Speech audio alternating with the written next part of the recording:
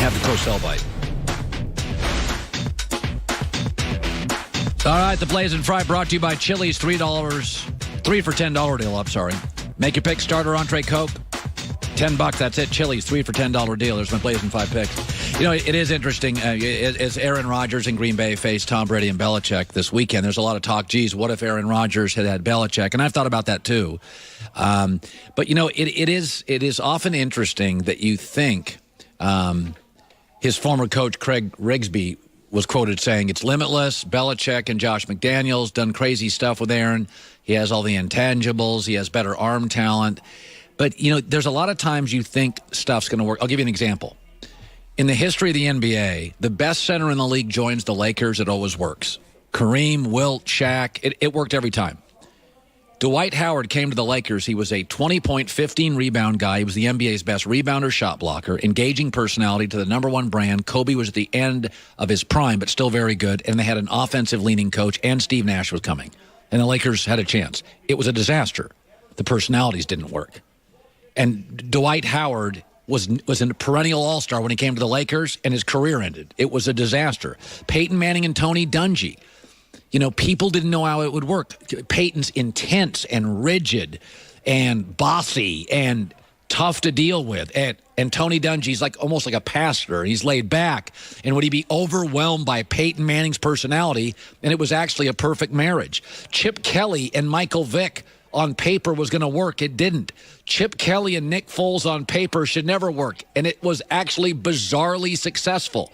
Joe Torre, they called him shoeless. They called him Clueless Joe when he got the job. Playing on Shoeless Joe. Clueless Joe. Losing record. Already been fired in New York by the Mets. Calm. How would he work with Steinbrenner, who was crazy? It was a perfect marriage. So this idea that Belichick and Rodgers would be perfect. Tom, and I've said this before, is like Tim Duncan. He's the ultimate coachable superstars. LeBron's not always coachable. Melo's not coachable. Westbrook's hard to coach. Durant's not the easiest. Greg Cosell, could Belichick have tamed the wild stallion? Cosell's talked about it.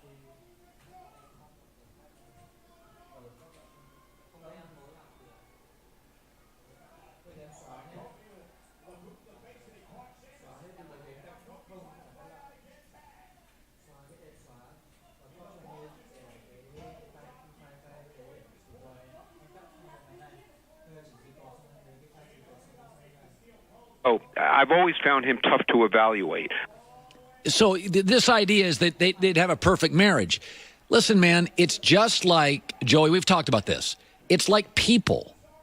You would think if you have two people who are both frugal, you're like, oh, that will be perfect. But the truth is, you need to lighten one of them up. Two creatives, Hollywood's full of creatives marrying each other. The divorce rate's like 75%. Does a creative better off marrying somebody that's a little more pragmatic? And a pragmatic person have a little livelier life. What if two loners marry each other? You'd want somebody who's great socially with somebody who's not quite as social at engineering social situations. Look at marriages. You know, I mean, so it is weird. They say opposites attract. It is weird what works. I think Belichick-Rodgers would be fascinating, but there's no way 8 Super Bowls?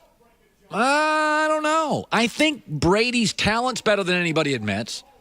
He's one of the best cold weather throwers in the league. You know, I think about this with Aaron Rodgers. Aaron Rodgers has a losing record his last 7 years on the road. How the hell does that make sense? I mean, he's Aaron Rodgers. Like, he has a losing.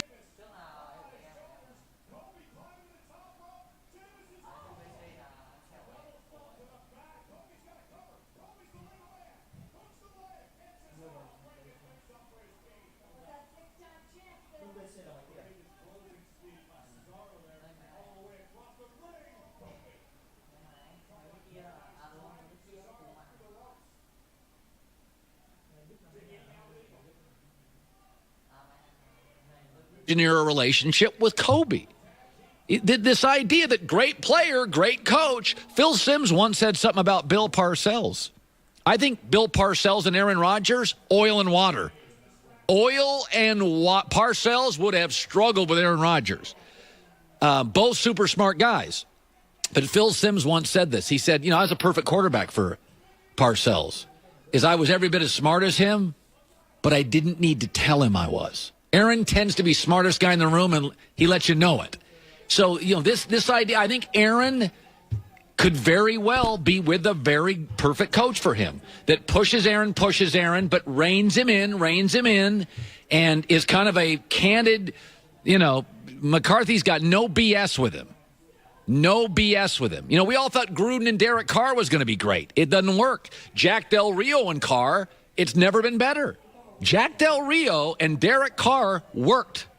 Gruden and Carr is a disaster. Is that because Gruden knows less offense than Jack Del Rio? No, the personalities don't work. But just the same in marriages, same in dating. Stuff that Michael Vick and Chip Kelly on paper was a 100-year marriage. Nick Foles and Chip Kelly was actually great. I have no idea how, but it worked. Joy Taylor with the news. No. Turn on the news. This is the Herd Line News. Don't undervalue interpersonal relationships in sports. We kind of just gloss over that, like, this is a great player and a great coach. And it works. It works. It doesn't. This person's pretty and this person's pretty. Ta-da! This person's smart, this person's smart. What could go wrong? Yeah. There's other elements to it. Yeah. Speaking of interpersonal relationships, Magic Johnson previously said the Lakers need to allow time for Luke Walton to develop a young roster surrounding LeBron. However, less than 10 games into the year, Magic reportedly met with Walton to discuss the team's slow start. According to ESPN's Adrian Wojnarowski and Dave McMenamin, they have reported that in a meeting on Tuesday, following a winless 2-game trip, Magic Johnson admonished Coach Luke Walton for the team's sluggish start to the season. There are intense and immediate pressures on Walton to deliver the franchise a winner in short order. What? Magic. What? Who's reporting this? Woj and Dave McMenamin. I know those guys. Yeah, we do. We do know those guys. I don't know what to make of this. Okay, so they've been in every game. They're not getting. Houston's getting their ears boxed. Lakers are in every game.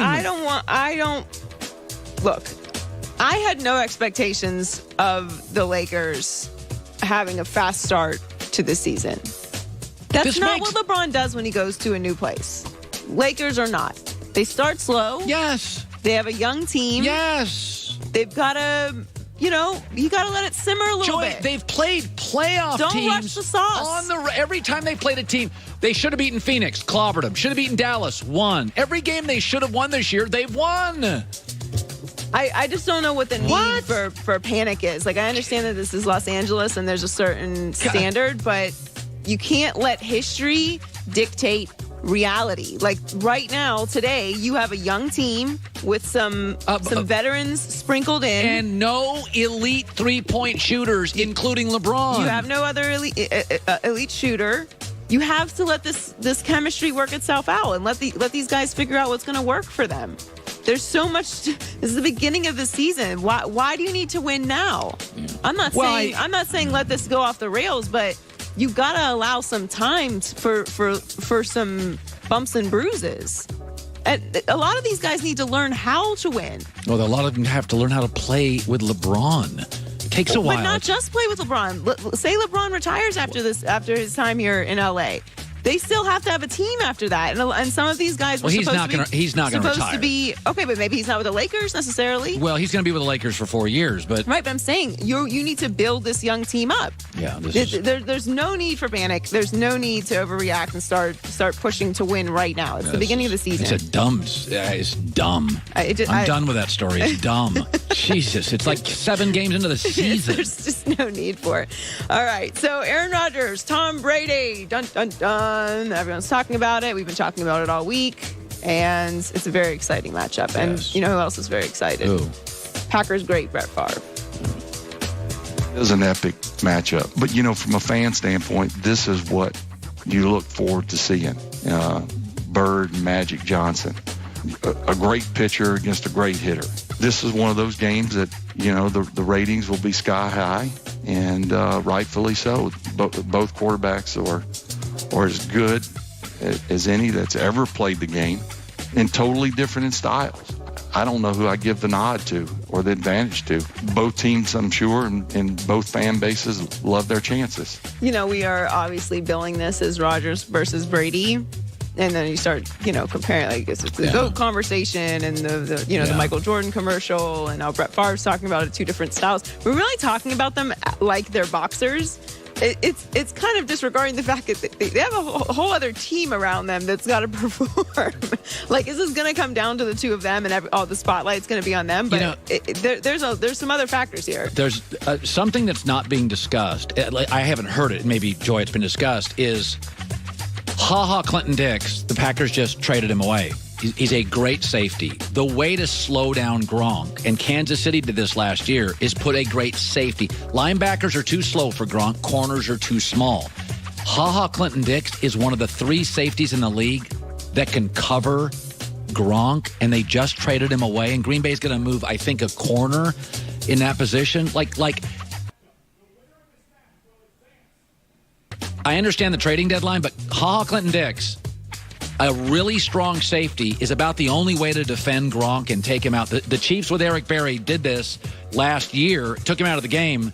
So it just feels like New England home, Sunday, better defense. And again, I'll say it, Green Bay, last 7 years is sub 500 on the road with Aaron Rodgers in his prime, which is a remarkable thing. I mean, it's gonna be all eyes on them either way. But yeah, like I said, there's gonna be some other factors.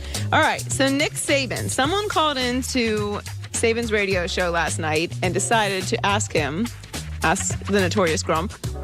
That's what I call him. Yeah. Notorious Grump, yeah.